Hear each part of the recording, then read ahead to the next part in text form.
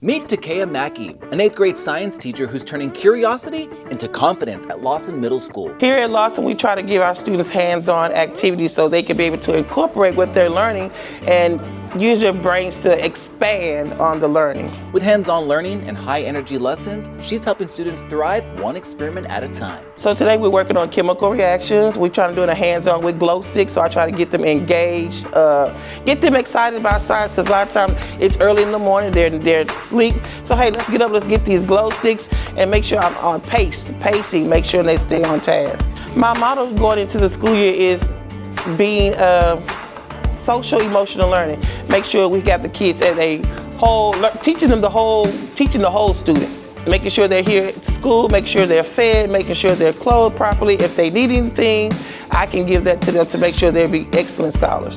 Education is the most important thing. You gotta have passion. We're here for the kids.